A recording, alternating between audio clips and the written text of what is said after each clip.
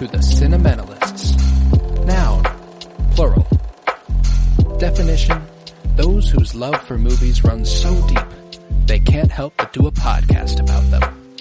Hosted by Colton Robertson and Joseph George.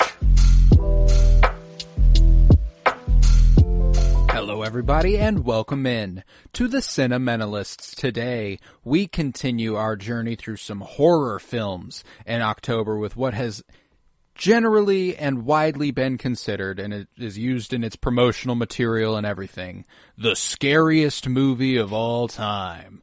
Obviously our perspective of that has shifted quite a bit, but we're talking The Exorcist today, released originally on December 26th, 1973. It was written for the screen and based on the novel by William Peter Blatty and directed by William Friedkin. I am Colton Robertson. I'm joined by Joseph George. What's up, homie? Oh, what up, what up? Always a pleasure to be here. Oh, and it's always a pleasure to have you. And man, we crossed a new one off the list for you, right? This was a first viewing? Mm-hmm. Yes, it was. I guess I've seen some pretty iconic scenes, or before, shots, or moments, more, shots. Yeah. I haven't seen the whole thing play out, but yeah, definitely a first viewing of the movie, and we got a good one, a very, very good one today. It was, if I could log it on Letterboxd, I haven't been able to. Yeah, but if I unfortunately, could, Letterboxd is down at the moment.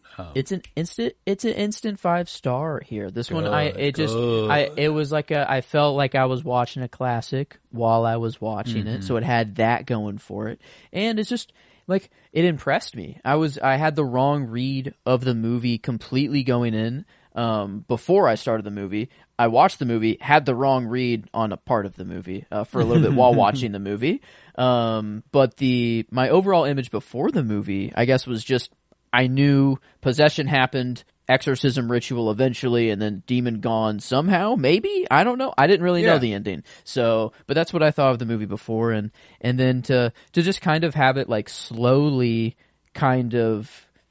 Like, we just get to know the characters for a little bit, yeah. And then that's something that I will say. This is the only Exorcist movie I have seen. This is it has a few sequels. There's Exorcist 2, 3, and I believe there was a reboot just last year, Exorcist Believer. I don't know if there's anything in between there.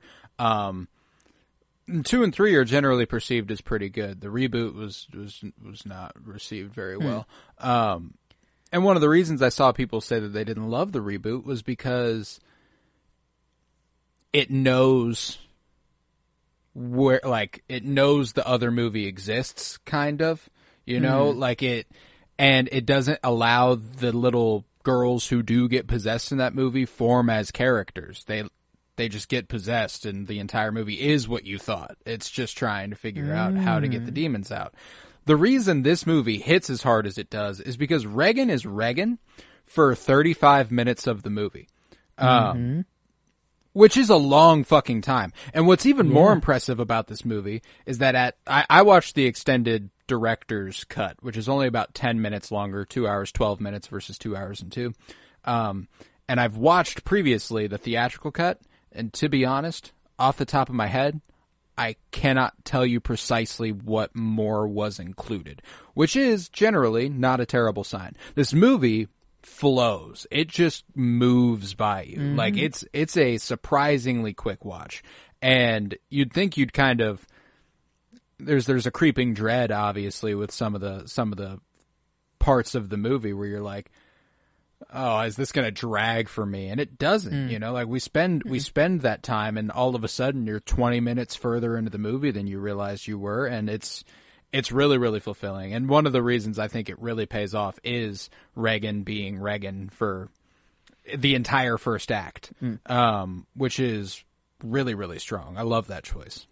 That's at least my thought. My returning thought is just like, man, this is a little girl. Like, at the end of the day, that's what makes it suck. That's what makes the movie and an innocent little girl. But beyond that, it's what makes Linda Blair the easy performance for the movie for me, dude. She's fucking nuts with it. Obviously, at some point, that's not her voice. So like, she's getting dubbed, but she's saying the words. Yeah, like she's having to at least try to match, or maybe I don't know if it was the other way around. If the voice actor they probably ADR it in after, but all the convulsions, all the I mean, just whenever the bed's shaking and she's like, "Mommy, help, Mom!" Like it's hard to watch, man. Like and it is because of Linda Blair. You know, like she is so fucking good as Regan, and there's literally only one other child performance I would go maybe as good as this as far as what I've seen, and it's Milo Machado Grainer last year in Anatomy of a Fall. Like that kid was really fucking good in that. But there's just such a disturbed level that Linda Blair had to go to in this that's kind of crazy, you know? Like apparently the first day she shot with Max von Sydow, who plays the Father Merrin. You'll know him from Game of Thrones, actually. He's the three-eyed raven who trains Bran. And good old, well, I don't know his character name, but in the sequels, he's Poe. He gives Poe the map to put into BB-8, and Lor Kylo Santeca. kills him. Yeah. But I mean, yeah, quite impressive. The first day they were on set together, Linda Blair and Max von Sydow. Max von Sydow forgot his lines because Linda Blair was screaming obscenities at him. And he was so, like, she's all done up in the makeup and she's like, you know, let Jesus Christ fuck you or whatever the fuck, you know, and it's like, oh, wow, okay. That would take you out. It's jarring, you know? And so that's why I'm like, I'm continually impressed. This was only the second time I've watched this movie. And I knew after the first time that if we ever did a horror movie project, it would be in that project because it is my favorite horror movie of all time. As far as there's no other category you can define this in. You know what I'm saying? Like this is a horror movie. You know, like there are those ones that you're like, that could be more of a thriller, you know, like no, this is a horror movie. And when it comes to those, this is it. This is top one for me. I think that there's just such a classicness to it. There's such a heart to it, a heartfelt, meaningful, I don't know, religious, there's a Catholic guilt that comes with it that I really, really appreciate. Are you hearing something? Someone's at my front door right now. Oh, you're all good.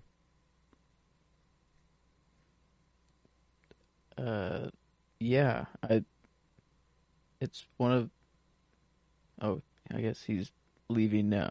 Okay. Not the episode we want to be recording when someone shows up at your front door, right? Dude. Yeah. I mean, I know the guy, but he's leaving. He's already leaving. But oh my god, why? Why this episode? Come on. Fresh off the horror movie. Yeah. No. Okay. No, that's why I was real keen on getting this in today. Because Emily's going out of town tonight and I have the whole house to myself for the next couple days. Like, so we're going to take it easy on the horror movies for the next couple days.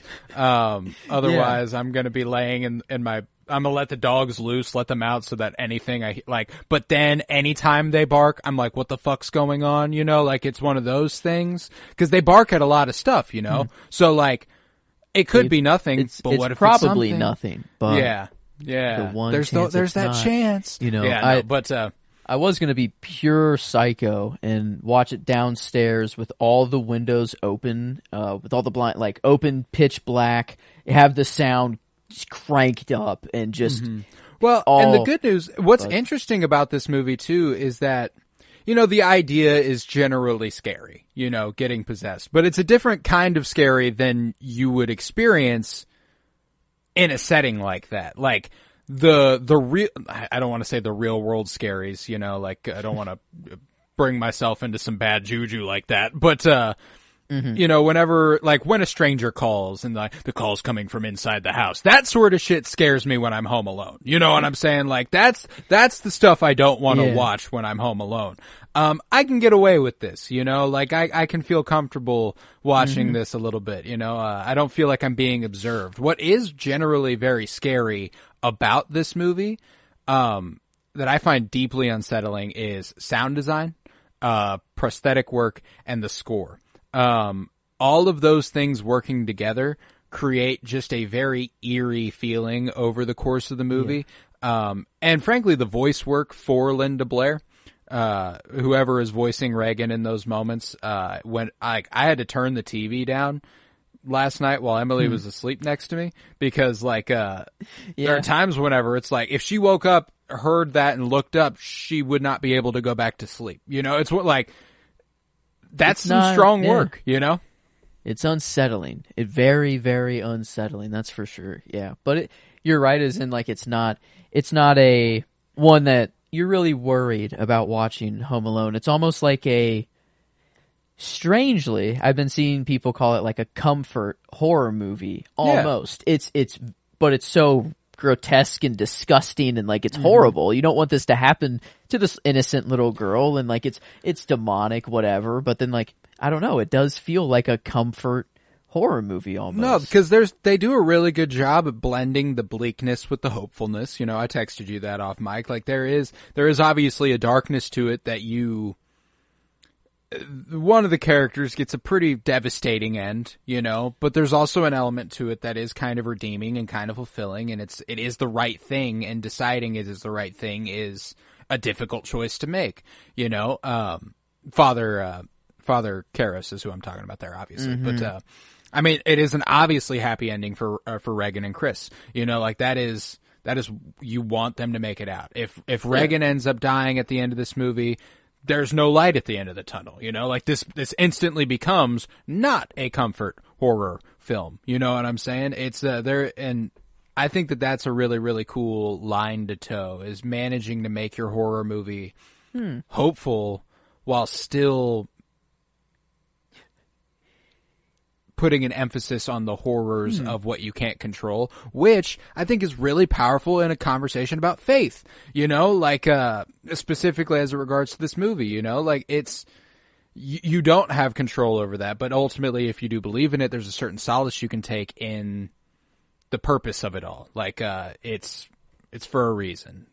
This wasn't, I didn't have any control over it, but my Lord and Savior got me through, and there's an interesting angle with this movie where demons and this sort of, these are probably my generally favorite genre of horror, subgenre is demons, religious, stuff that deals with this.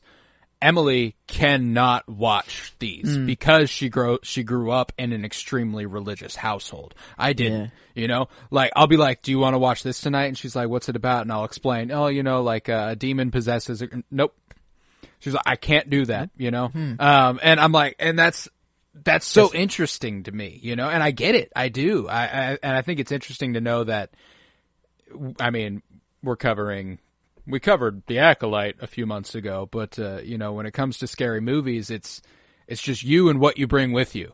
What you are afraid of will make a horror movie worse than it could be, And I think that's a really strong side of this movie, is that there's something for everybody, even if you didn't grow up particularly religious.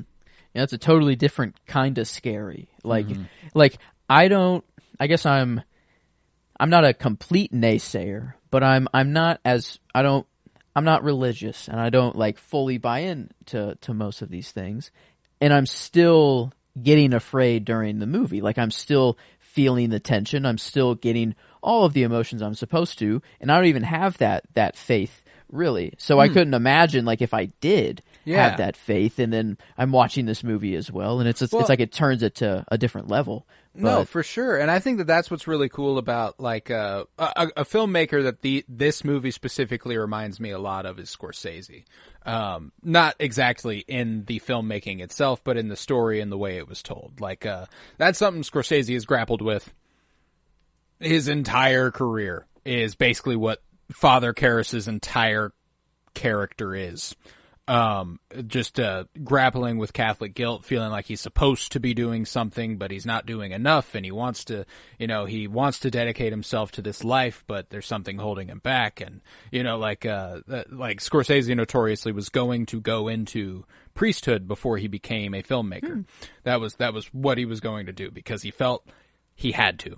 Like, and that's something that comes with Catholicism generally. And I loved the way they depict Karras's battle with himself over the course of the movie. You know, he even has the two warring brains of the priesthood and the psychiatry. Like, he has both perspectives on everything. He has the secular and the non-secular. He has every opportunity to not believe in what he's dedicated his life to, and to staunchly continue to believe in it, even though he has studied enough other stuff to not. I think is like, it's why he's my favorite character of the movie. You know, Yeah, no, I feel like I tried to spread the love, and I was trying to, but then like he has the sacrifice play as well at the end there, which I mean just already cranks him up to top. But no, I thought he was the most interesting to kind of just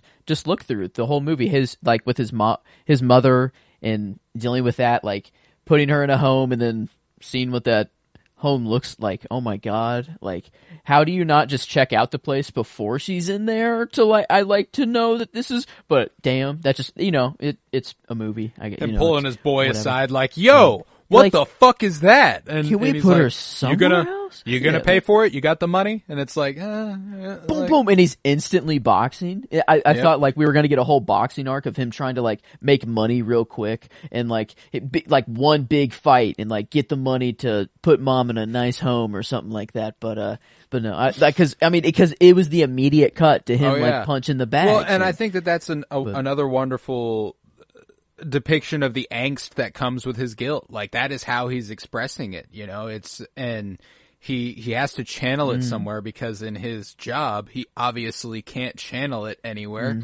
And I think that's a really cool aspect of the character, and ultimately a sacrifice play is one of the things that I'm thankful I knew enough about Catholicism to know that, you know, suicide is like guaranteed eternal damnation. There's like no confession you can do that. Like cut and dry kind of thing. I don't know. It is just, there's a lot that's they're like, we can forgive that, but like you kill yourself and that's a no-go. No.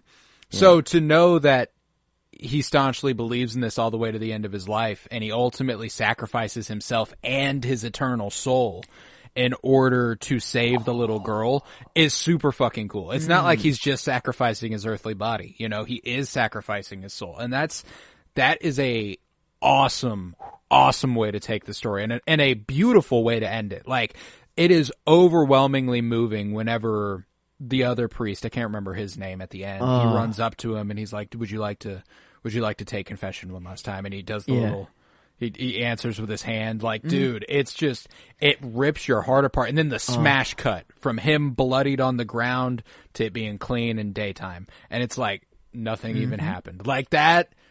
Oh my God, does that hit like a fucking truck? I love the end of this movie, man. In a normal horror movie, he would just be dead, and then we would have the little happy ending with the mom and the daughter, and it would be whatever. I don't know. But like, this movie has a way of kind of giving that overall happy, you are fulfilled in kind of every storyline, even though it is a traumatic end for the favorite character of the movie. And yeah, I thought I like hearing. I love that what the right thing to do was didn't align with the cause that drove him his whole life. You know, like he has to make that choice. He doesn't, and I think that that's just really, really poignant. And I don't think they're sending a message that's like, you know, forget it, it's fine. You know, like just do whatever you want. Like, no, it's a sacrifice. It's not like he's like, yeah, well, this can't be real, I'm gonna go ahead and do it. You know, like it's obviously not that. And I think it's a great way to finalize the guilt he felt for potentially not observing the tenets of Catholicism consistently and doing it one last time with confidence and knowing it's the right thing to do. I think it's a beautiful ending. I love the end of this movie. Yeah. And there is something interesting. I think they're playing with the like detective. I think they might have called him Lieutenant, maybe. Yeah, Lieutenant Kinderman. And it's like he always just leaves right before the shit just goes down. Or I felt like, and then like in his eyes, there were some murders. Like obviously that's clear from the outside perspective, but there's no way he's no way anything religious or demonic, anything. It's just like somehow someone murdered this guy, pushed him out of the window, and this guy fell out, and just rolled down these steps. And it's like there's nothing that this lieutenant is going to clock of like, I don't know. There's nothing in this police report that's going to be written up of this at all. It's just going to be the deaths and that's it. And that's I think an interesting kind of thing.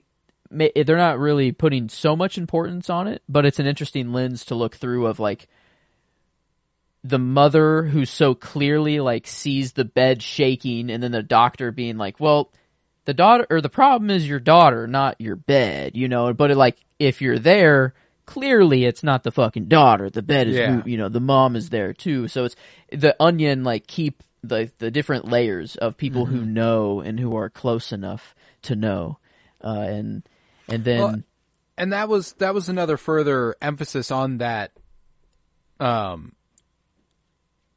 dichotomy between the secular and the non-secular is that like we had the side of the story that was the doctors who were like, it literally can't be that. Maybe we try an exorcism. If your daughter believes in God, she'll believe in the power of exorcism, and mentally it will make the demon go away. Like they even view that practice as earthly. They view that as a science. And I think that was a really, really cool way to depict it. And I love that, I love the conversation Chris has with Karras, wherever he's like, about as much about possession as any priest does. You know what I'm saying? Like I in my entire career here in this line, never once have I met one that performed an exorcism, and so I love how rare they make it be, like it's not something that they see every day by any stretch, it's not like they have an experienced exorcist, they have the one guy who did one 12 years ago and that was it, nearly killed him, they say, the dude who's going on archaeological digs, who's just also a priest, like homies just, Indiana, like in my mind, this is late Indiana Jones. This is just the old. This is him. This is how he goes. He performs exorcisms. In his late life. Funny whenever enough, he can. His Star Wars character is this. He's dedicated himself to the religion of the Force, and that's why he has the map that leads to Luke Skywalker, is because he looks for artifacts that are Force related. What? So, yeah, Lor Santek is really fucking cool. They have not explored that character nearly enough. But so the universe says that he is Indiana Jones. So I'm glad I put that on him before. But yeah, no, he man, it was tough to see him go. But then for I guess what was his Damien was his first name, but Karras, Father Karras. The one questionable thing he did do was just wail on Reagan for a little bit, and it's not Reagan though. That's what even the mom says. So I was a contender for my favorite line. Is like you could make a perfect copy of Reagan. You could put them side by side. I would know which one is Reagan. I can tell you with my entire heart that girl up there is not Reagan. I think that ultimately is extremely important for why he's able to beat the fucking shit out of him. That's true. Yeah, I didn't feel bad about it. Like it wasn't like clearly this demon has turned you neck gotta around do that, and thrown a guy out of a window, and like this demon is possessive of a lot of frankly, strength. it's bold as fuck because that it possesses some untold strength. Like it's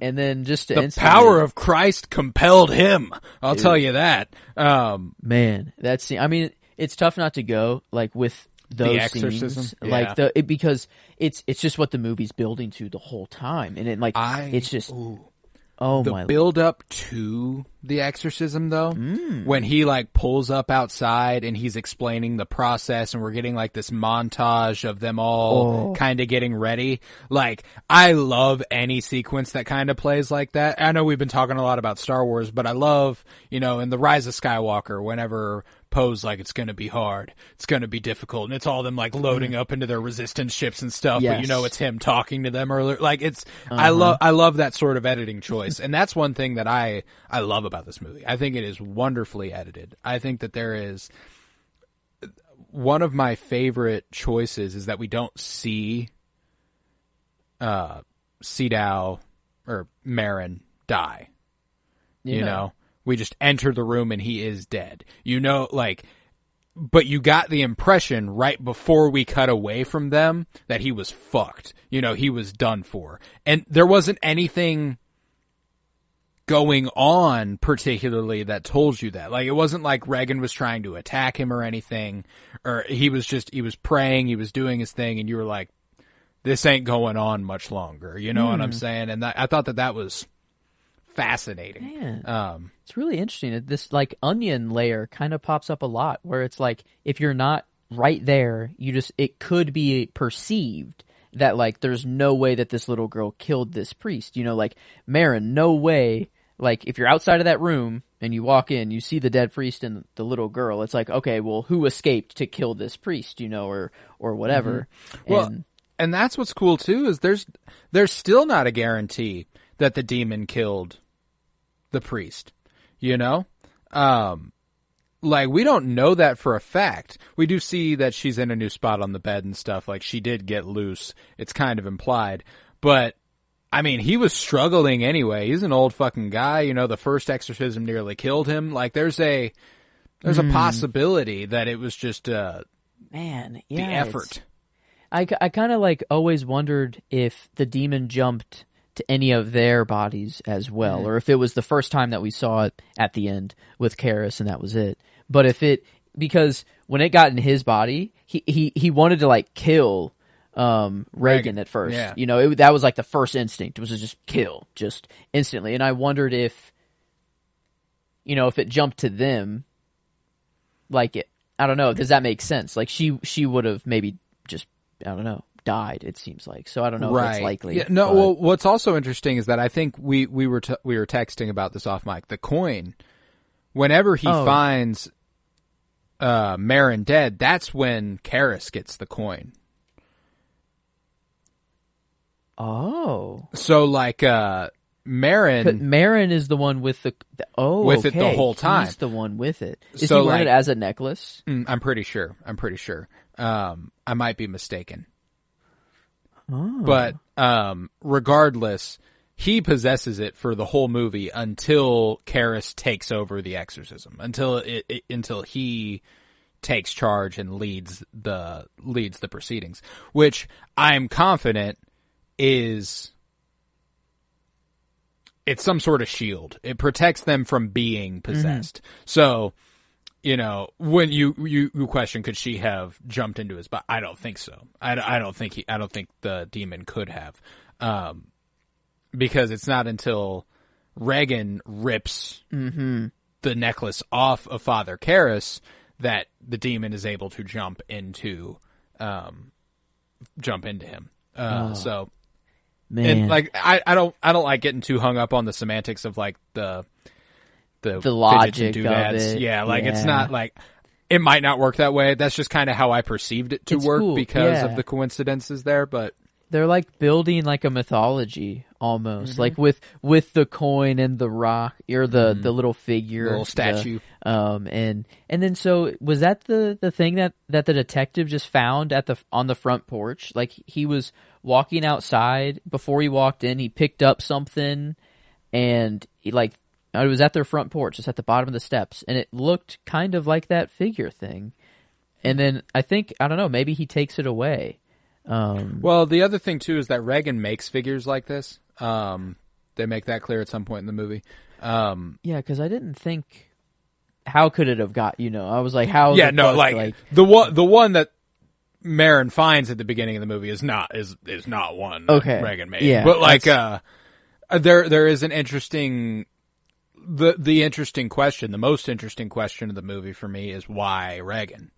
You know, and that part of the movie where they literally question it gives me my favorite line by far of the movie, delivered by Marin himself in response to Karras, where he says, okay. Let's see. Okay, good. Glad it's getting a nod. Yeah, I loved that moment. He says, I think the point is to make us despair, to see ourselves as animal and ugly, to reject the possibility that God could love us. The demon is trying to corrupt them, not just kill, but take away their tenets, make them know better than he is, you know? Whoa. And then he has to immediately get up, go to the bathroom, take his medicine, you know, or whatever. Like, right after he says it, he's like, excuse me, I have to go. Like, I have to go. Yeah. And, I mean, it was heavy. Like, it was like, holy fuck. And my immediate thought was like, damn, he's right. We all are just fucking animals, and we're just, we have all these instincts, but, you know, I was very on the nihilistic side of it, and then I'm like, no, wait. No. It reminds me of one of my favorite lines ever, and we covered this a few weeks ago on Cinema Surprise, Banshees of Inisherin, whenever Brendan Gleeson is in the confessional with the priest, and he says that he killed the donkey, and he goes, do you think God gives a shit about donkeys? And he goes, no, I fear that he doesn't. And I fear that's where it all went wrong. You know what I'm saying? So, like, for someone who's not particularly religious, there is a deep resonance I get out of religious stories and these sorts of contemplations. Yeah. Because it's more the questioning of it all. I think that there's a really, really interesting, like, grappling with faith is something I can relate to. Dedicating myself to faith is not something I can relate to. You know what I'm saying? And I think that that's an interesting line to toe but not cross, to be like, because, you know, there are movies in theaters every once in a while where you're like, oh, like, you look at the title, you're like, oh, that looks fun. And then you, like, watch the trailer and you're like, well, that's a propaganda film. You know what I'm saying? And it's fine. Those have their place, you know, like, people will go watch it. They'll love it. But, you know, I'm not going to go watch it. And like, I don't want to see it. I want to see this. I want to watch Mean Streets. Scorsese's got a ton of these. The Irishman, that's another one that grapples with these ideas, you know? Goodfellas grapples with these ideas. Like, it's at least nice, like, not being religious, to be able to talk about, like, the concepts are very easy to talk about when just, like, they're God universal. It's a universal concept that everyone understands, and it's easy to talk. But it's nice whenever it's just used plainly in a movie like this, like, as, I don't know, it's not seen as wacky or crazy, or like they don't make the prosthetics so wacky enough where it's like, okay, obviously we're in the realm of whack zone now. It's they take it seriously, and it's serious the whole time. There's even, like, a little bit of questions of it, like, he throws just regular tap water on her at first, you know, and he's like, he had the same reaction, and then, like, but by the end of it, it's clear, you know, there's no science going. Well, this is also, not all science that part always cracks me up a little bit, because I'm like, fucking look at her. Yeah. She's turning green. We need another scan. This isn't mental. Yeah, I guess she wasn't that bad at that point. Yeah, not at the time when she's going to the hospital. But, like, whenever he tosses the holy water at her, I'm pretty sure, like, her veins are starting to pop out, and there's scratches on her face, and her eyes are turning green. You know, I'm like, that's not typical. He's like, I need her to speak a language she doesn't know. I'm like, look at her. At you know? The very minimum, she needs a new checkup, because there's either some new disease that they didn't think of, or there's a fucking demon inside of her. Because she's green. Oh, dude, the part of the movie that I have the toughest time with is the grotesquerie of her vomiting. Nope. Ooh, whenever it just whoosh, goes at him, and he's like, and he, like, and it gets on Karras's hand, and it gets all over his purple sash, and they just fucking wash it in the sink. Yeah, well, a person with germophobia and all mouth germs, all that. This is like, it was terrible. I mean, this was, you know, it was a creepy, and this was just like, oh man, now I'm physically cringing, and I hate this shit. I loved the difference in the way that Karras handled it versus Marin. when Marin just rolls with it. You know, he's like, all right, he takes this, he's like, go clean this for me, wipes it off, continues his prayer. Yeah. There's a little bit of not a fucked up story from behind the scenes, but just like it sucks. It sucks that happened. The vomit the first time on Karras was not supposed to hit his face. It was like the actor was expecting it to hit his chest.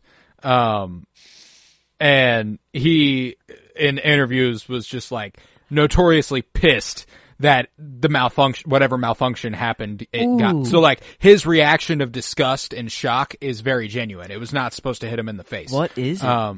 What do they use? Some sort of concoction. I don't know. It's disgusting. Well, what's also cool is that like another thing that I appreciate, which helps. I mean, the color is fucking disgusting. It also, however, doesn't look like vomit. It looks fucking nasty, but it doesn't look like what vomit looks like. And I'm sorry to dwell on saying vomit over and over, but like, it was just, like when she turns over and it's just like falling out of her mouth. She's not even How do they shooting do that? it. Oh my God. How do they some sort of tube on the side of her face doing that, I guess. Oh my God. It just kept coming. But I love how, Karras is over there freaking out. He's like, how are you like keeping your composure? Like the bed is floating. I think that's when he takes a step back and he's like, are we not going to talk about the fact that the bed is floating right now? Our Father who art in heaven, hallowed be thy name. You know, like he's just fucking going in over there. I guess the last one he did, they said it took a month to do. So I can't. The homie's been through it. Marin's strapped in. You know, he entered this night going, "I'm gonna be here a while." You know what I'm saying? Like, because he says, "Oh, we should rest before we begin again," and then Karras is like, "Fuck, you're right. We have to go." You're like, "We're not done." He's like, "Holy shit, this was just round one." He's like, "Oh my God!" It was prepping the exorcism too. Like it wasn't even like was just getting ready. That's just getting ready. They haven't even really begun. And oh my God. Yeah, that was, I mean, terrible. But I wonder why they do kind of leave it up in the air of how they die. You know, we don't see the deaths. Maybe it is just a little girl killing a grown man. They just, I don't know. It's easier just to have it be implied and leave it up to the imagination. Well, and that's what's interesting though, is that Marin doesn't show the signs of, you know, he didn't experience a blunt force trauma. He didn't experience getting his neck snapped. We would see something like that. That's why I'm like, it's interesting to think that his heart gave out. You know, like he tried. He was dealing with some stuff. He was dealing with other stuff. You know, like that's why I'm like, but the ambiguity of it. That's how becomes the secular mind would perceive it. Exactly. So it's like what could have happened. It's more fun to consider what could have happened than like, well, obviously his heart gave out while he was doing this. So the coin, the shield of sorts, it was on his body until he died, or I'm pretty sure. I might be mistaken, but I can't remember when it makes the transfer from Marin to Karras specifically, because we know Marin has it up until he arrives at the house, which is when he meets Karras. So my money is that it's when his life ends, but I guess it could have been before as like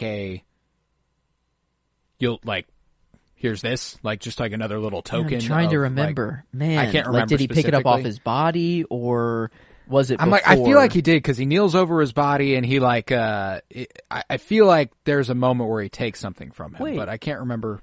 Because he has it around his neck though. Because Karras does, yeah. Reagan rips it off. Mm-hmm. So I guess he had it on his neck when he entered the room when Marin was dead. So he had to have gotten it, I guess, before Marin went in there for the last time. So I guess the demon could have entered his body at that point then. Maybe, and that's just how he died. It's because he couldn't take it.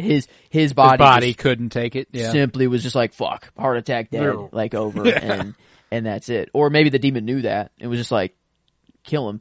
The demon knew of Marin before. That was like in the reverse I'm pretty sure lines. it's he says Marin. Fear the like, priest, fear Marin, and like so. Fairly certain this is the same demon who he did an exorcism against had like a little previously. snake penis, and like the lightning storm. Was that? Was that like I don't know? That was pretty funny. Just like I loved that shot. Kind of whenever she's like on up. the bed, like it's cool.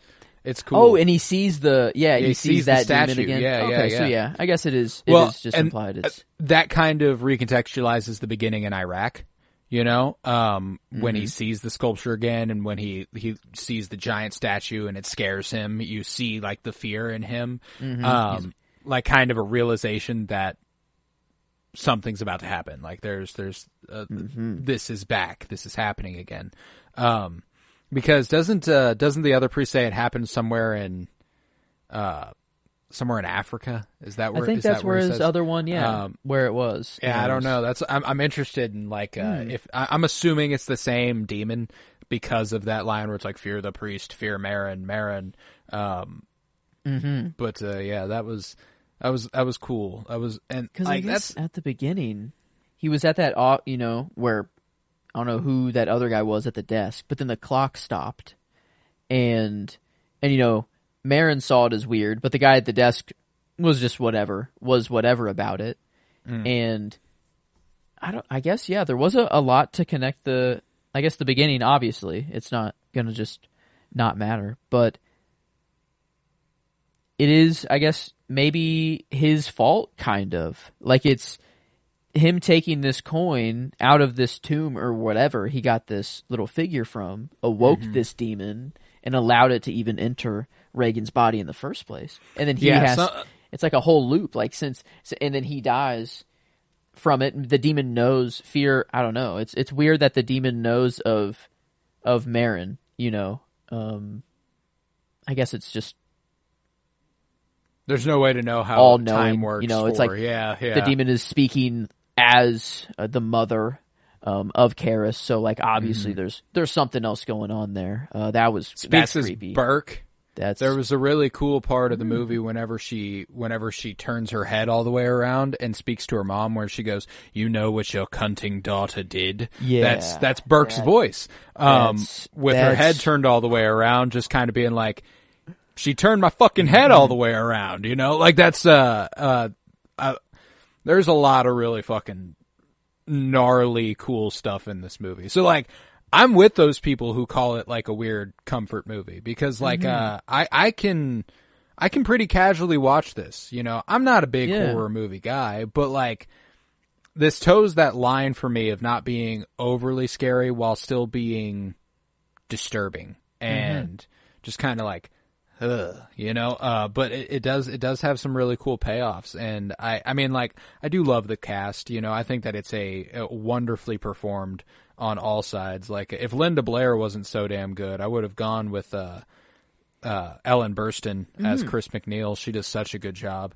It's just kind of got outshined by, crazy enough, the child actor in the movie. Just had a lot more to do, but yeah, I mean, it was the moments of like her talking to the doctors and being like, "You're fucking kidding me." Like, if you think that this is, you still like want to scan, and then like her surrounded by 50 doctors at that like conference table, and like all the scenes when she had to just kind of go, holy fuck, like just a lot of emotion she had to show. But Linda Blair, I don't know, had to do just kind of a whole different thing. A whole different kind of performance to put on. But yeah, I mean, there was even like the Lee J. Cobb. I love Lee J. Cobb. Lieutenant Kinderman. That scene, dude. That, like, when he comes in the house, kind of a dick to ask for the autograph at the end, but the whenever they sit down eventually, the camera, like, he's asking more and more questions, and the camera's like zooming in. He's like buying into like he's getting his clues, and he's like cluing in on who it could be. And then the second it's like, oh, there's no one else in the room, it's only the daughter, the camera starts to zoom out again. Like, it all inverts. And then he's like, you know what, I'm actually no further questions needed. It's actually whatever. And then he leaves, and then he asks for the autograph and whatever. Some really cool camera work with him when he's on screen. Whenever he's walking side by side with Karis, there's a really awesome zoom going on that I cannot really tell how it was done, where they're walking away from the camera and the camera is following them and the background's getting bigger. It's like a dolly zoom, but I don't think that's what it is. I'm like, cause it doesn't play that way, but I don't know what they were doing with the camera in that moment, but I thought it was extremely satisfying. Yeah. And that's something that William Friedkin is just super fucking good at is, generally just with the camera, but also blocking.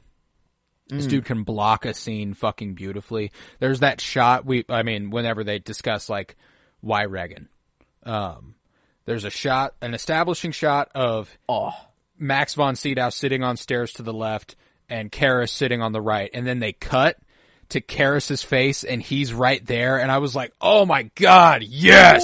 The part whenever he goes downstairs and the stairs are above him and Chris walks into the room and he's sitting on the bench with his head in his hands, there are so many shots that are so good looking simply because of where the people are, not particularly because of anything else. And I think I think it's something that Friedkin's particularly good at, and it's something Kurosawa was always notoriously extremely good at. So, and Kubrick. Those are kind of, whenever I think of blocking, those three are kind of where my head goes. But, fucking delicious camera work in this. As far as the ones we've covered so far, horror-wise, this one's the prettiest to me. I think it's kind of in another league. This is, even the stills are beautiful, like the kind of classic outside the house. I don't know that. Like the one you that's my favorite shot. That's my. It's just so iconic. I don't know how to not go with when Father Merrin arrives and he gets out of the car, out of the taxi, and the light's shining, and he's like, "Damn!" Whenever she's lifting off the bed, and it's that overhead shot of her rising, dude, that's nice. There's like the phone's going off in the kitchen, and the light's also blinking, and then she picks it up, it's no one, she walks, and then the lights go off, and then there's like, I don't know, I guess the moonlight through a window, but it's perfectly on her eyes and lights up. That was did you see during that part whenever the lights like flicker, there's like a face in the background?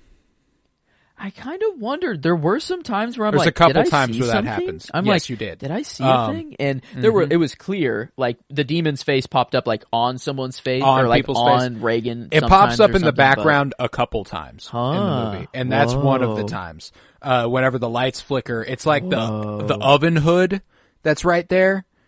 It's like right on it. There's a face that pops up. That's cool. I'm like, that's the sort of thing that also gets me a little bit. Like that's.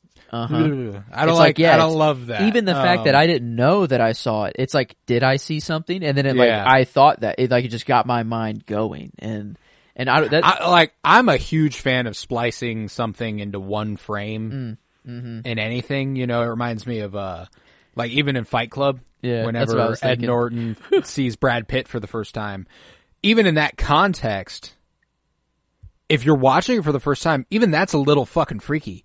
You're like, what? What's going on? Obviously now that you know what's going on, it's not scary. But I've always found that to be a creepy thing to do, and I love whenever anything does it. And this does it a couple times, more than I noticed the first time I watched it.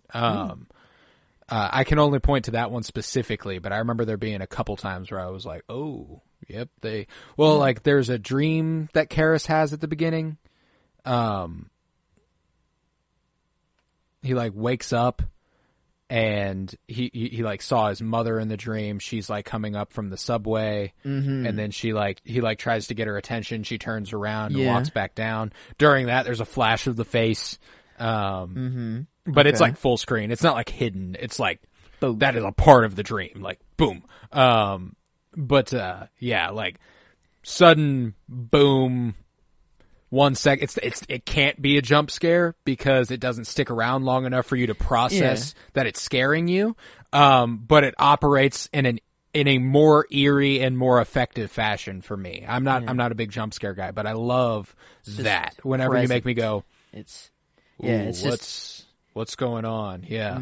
It's just reminding you that it's there. Because you're right, it isn't a jump scare. It's not long enough for you to even perceive really what's going on, but it's process that you are afraid of it. You know what I'm saying? You have to think about it afterwards. You're like, I did just see that. Oh my, that's the face of the evil, force that we're working with. And yeah, no, it's a beautiful movie. And like, I mean, the blocking, the one shot that I think is the one I will go with is whenever he does have his hands in his face and Chris comes out, talks to him.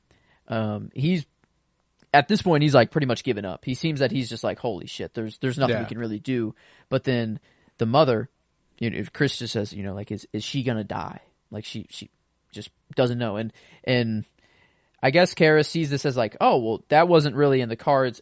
He seems as if like, no, that's not what's really going on here at all. But like instantly he's like, oh shit, I got a job to do. Like he's like, he locks back in. He's like, I got to save this girl. He's like, I can't, he's like, I know I'm tired, but like, it's like this mother's waiting for her daughter to be saved. Like that, it's larger than me sort of thing. And just the shot, the camera stays there as he just walks back upstairs and Chris just kind of watches him walk upstairs. And I was just like, I don't know, moments like that got me to like tear up. I was like, holy fuck. Like it's just in those just super powerful moments. And because I found myself tearing up like maybe 2 or 3 times throughout it. And I did not expect that at all. Like with this movie, I thought it was just going to be creepy and scary and nasty, but no, it was super heartfelt. And like, it's always like coming back to like, just, it's an innocent girl like that. I don't know.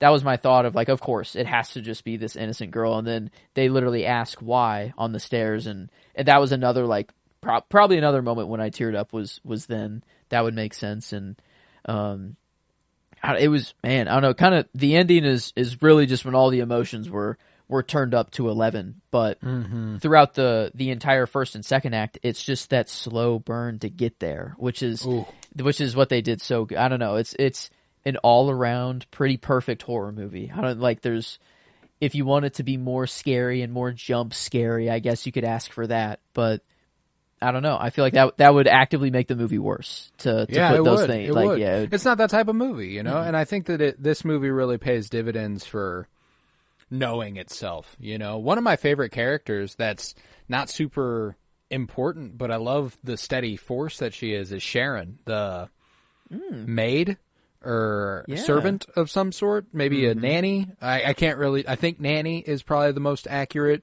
description of her.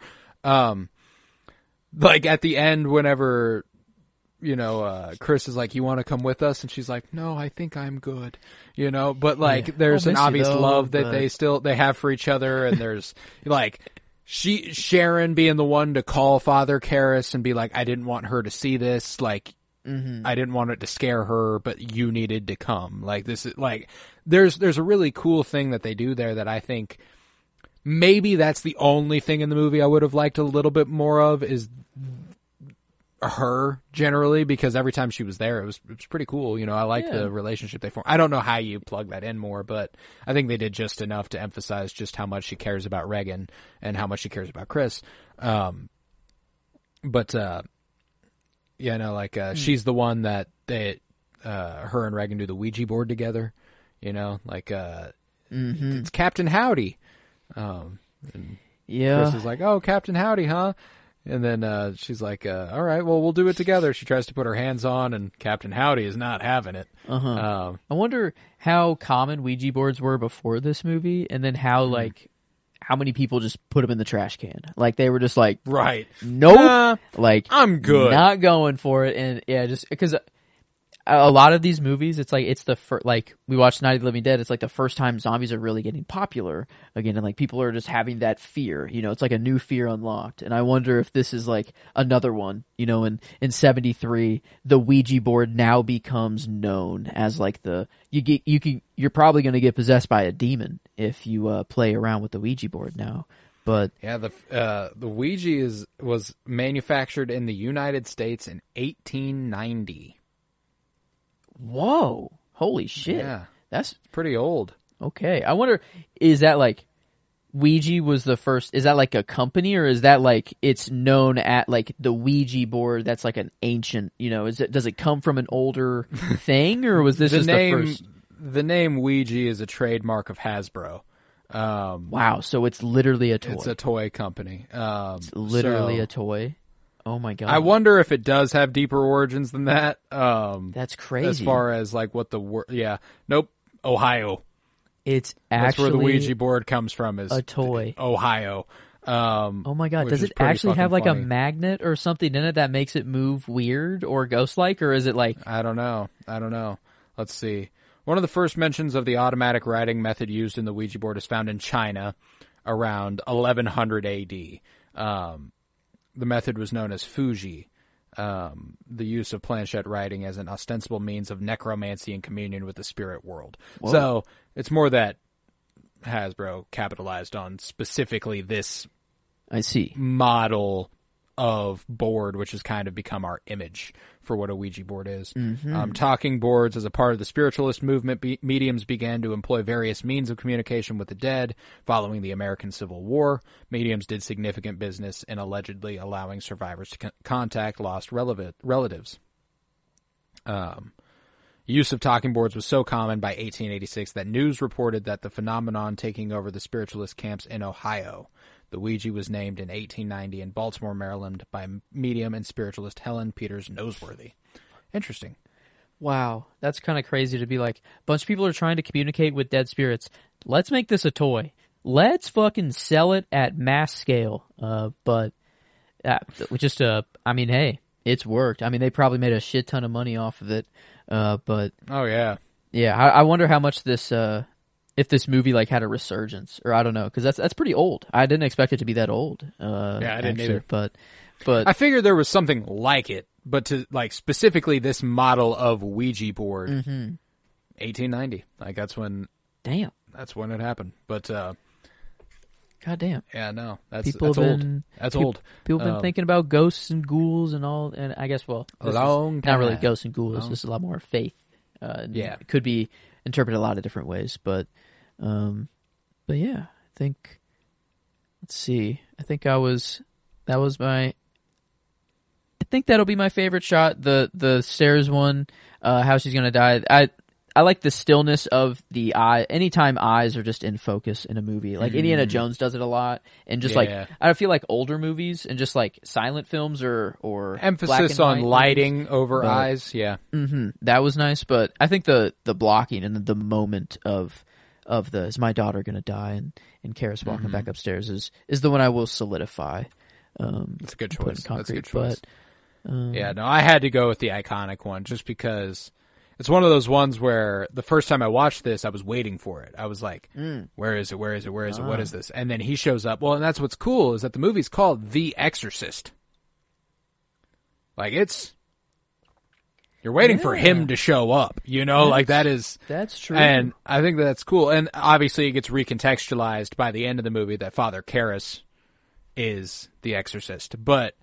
And he takes on much more of a leading role, and it makes sense that it's actually about him. But, you don't know that at that time, the first time you watch it. You're thinking like, all right, when's he showing up? And then he does, and he gets that iconic introductory moment, and you're like, fuck yeah, gives me chills when I see that shot. So I love it. But yeah, opening the door and like kind of he was silhouetted and like kind of looked not evil, but like a little dark. And then he walking into the light there and coming out. I don't know. I guess I didn't think about the title being him. Like it is. We are really waiting for him to get there. That is the image I had in my head before the movie. I knew that this will happen at one point, but then the great parts about the movie is all the parts before. Like it's everything not else. Even relating to him for the most part. Wow. What makes the story good, and I think that's really, really cool. Wow. No, I love this movie, man. It's gonna fare well for me when we get to the rating of it. Do we have much else to say on The Exorcist? I believe that is everything. All the favorites have been covered. Yeah, had a few nods to a few just smaller scenes, I guess, like the attic scare whenever she walked up there and thought the scratching, I don't know, something was going to happen. It's just one of the other maids. That is a cool that is a cool moment. Well, there's a moment there that's like, I guess it could have been the demon something. is the fucking torch flares right whenever she. That's right true. whenever the dude comes up, like That's true. There's something up there. So something did and happen. she brushes that off whenever he says something. But like, okay. there's something up there, and it was warning, like it was warning her, but or not warning her, but like it was just little scenes like that slowly kept like, oh, something's gonna happen, but then it was, you could brush it off. There was that whenever she moves into her mom's bed, and she's like, my bed was shaking, and you're like, huh? Like you're like, oh. What do you mean by that? That's that's very weird. And the other kind of little scene that I liked was the psychiatrist that actually tried to come in and was tried to get the demon to talk out of her, like the hypnotist or more hypnotist. Maybe he was a hypnotist actually.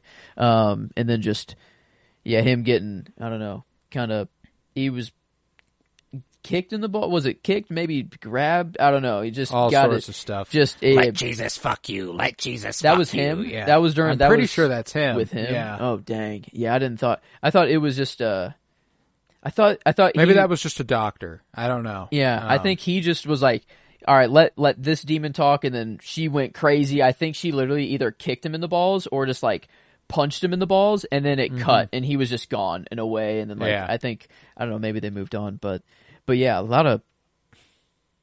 Whoa. I mean, yeah, it got crazy. Yeah, pretty brutal imagery when she is bleeding from a crucifix. And just hearing the shink, shink, like the stabbing of it too, like, the sound. And shoving her mom's face into the blood. Oh. Wow. Oh. Yeah. Yeah. I can see how in 73 this was pretty fucking groundbreaking in terms of... That's true. That's nuts. Yeah. That is... People, oh my god. Yeah, this is this is not for kids. Yeah, I don't know. And there was I forgot to mention this. Probably my favorite moment in the movie because it's just so, whoa, like it's the first time things get. It's probably the only true jump scare in the movie, but it's not enough of a jump scare for me to qualify it as like a. It's not a corny, cheesy jump scare. I really appreciate it. And it's because I have a memory from when I was really young that I never knew what movie it was from until I watched this. And I was like, holy shit, who was letting me watch the fucking Exorcist? Cause it's whenever she's crab walking down the stairs with the blood in her mouth. That stuck with me for my entire life. Mm-hmm. I was like, what the fuck is I stopped watching it at that point. I remember I was at my uncle's house. It was a bunch of the kids. We were all watching it. And I was like, that's enough. I'm done, but I never knew what movie it was until I watched this for the first time. And I was like, it's The Exorcist. Cool. Yeah, maybe not one to have on around the kids, I would say. Yeah, potentially. Pretty scarring. But I love that. The music flare and her crawling down and they're like, something is very clearly wrong here now. That is not, we are not in the medical realm any longer. But there's very scarring things, a lot of scarring things, especially for 73. That is a thought I didn't even really have, until just now, thinking of how the fuck people were thinking of this in the theater. But I guess the rating system, is that even a thing in 73? Is this even I guess it says R now. I'm pretty sure it existed from 73. Yeah, I guess on the poster it says R. So so it's there. So I mean, there's not children in the theater watching this. There's, I guess, parents. There's no way. Hopefully not. Hopefully not. But you saw it somehow, so there was an adult that was like, yup, this It was like a family gathering. I'm pretty sure we weren't I don't think we were supervised at present, and I think it was on cable. I think we just flipped through fucking channels. Okay, we didn't seek out The Exorcist. I think sounded we stopped to watch it. Sounded like someone just had the DVD or the movie. It was like, all right, kids, sit down. You'll watch The Exorcist. We weren't getting shown The Exorcist. I think we found The Exorcist. Okay. Yeah. Gotta new guest, a new visitor. Got the new guest. Got the kitty in. Hi, buddy. But yeah, no, that I just wanted to make mention of that because that was a funny discovery whenever I watched it for the first time officially. But yeah, I think that's about all I've got. Aw, buddy. What's up? What's up, man? All right. Sorry about that. He wasn't comfy. But yeah, I'll do the plugs and then we can rate this thing and we will talk about what we're going to do next week. So, if you would head to Twitter, follow @Cinementalists as it is spelt in the title of the show. There you'll find any news on what we're about to do. You'll find more takes about movies and, photos and stills and all the good stuff. Maybe clips, maybe, I don't know. We'll figure something out to post over there. But it's a good place to know whatever we're about to get up to. We do have only 2 more weeks left in October for the Halloween project. We're doing another, what I would truly consider a comfort horror movie next week, in Evil Dead.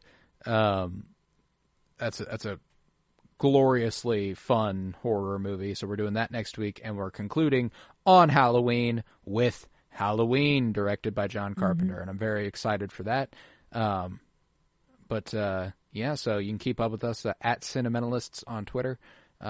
We are a offshoot of the Penny Bloom podcast. Currently, as it is October, I believe we should be covering The Penguin at this point. The HBO series spinoff of The Batman, as it premiered in September. I'm assuming it's still going, and if it's not, we're covering something else by now. But we're covering stuff. That's on Mondays over on Penny Bloom. So definitely check that out. But yeah, with that, let's rate this thing. How do you feel about The Exorcist? We're in the 9s, and we're high. It was a good horror movie and just a well-made movie as well. That is always nice. Just whenever you can have both. And it made me cry, which was unexpected. And was just... I will tell you, it will be the only one of these 5 that'll do that. This was the one I knew would be the standout in terms of emotionality. I'm like, the other 4, they all have their strengths for different reasons. They're classic for different reasons. They have heart for different reasons, but this is a deeply felt horror movie, I would say. Like, classic for, I don't know, like... Night of the Living Dead and Psycho have a different classic feel to... I guess they're going for a much older... even within the times that they're making the movie, they're still going for an older feel there. But... So, I don't know. Maybe that's just... I'm perceiving the eras as different. But, like, it feels it is funny to consider that Night of the Living Dead was only 5 years earlier than this. Wow. Yeah, that's crazy. For some reason, this comes right before Star Wars. I had some weird Star Wars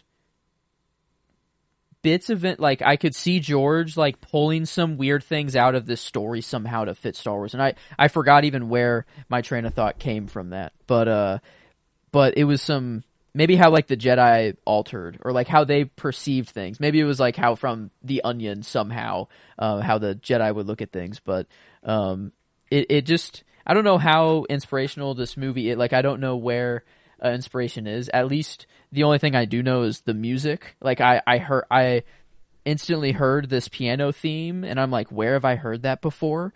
And it was in anime, in Death Note.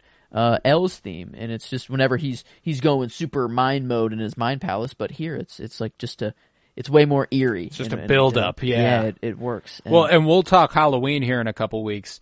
Definitely influenced John Carpenter's composition of that theme, which off like that. I know how to play that on the piano. Yeah, exactly. But there's a little bit more of a complicated streak that this one has.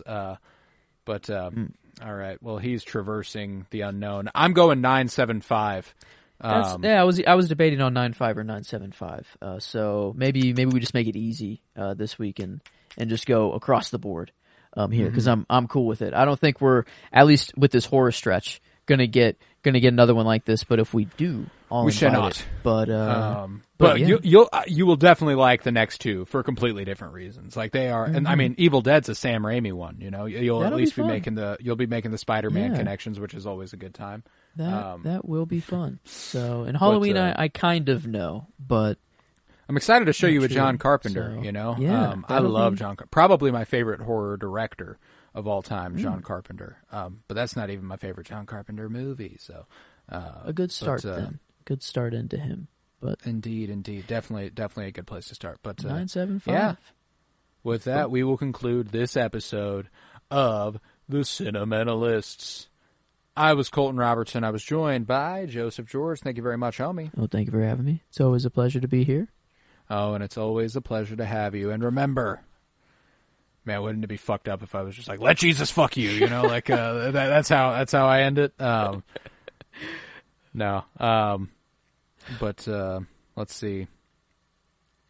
All right, this is nice. This is a sweet one. Remember, your mother sucks cocks in hell, Karis, you faithless slime.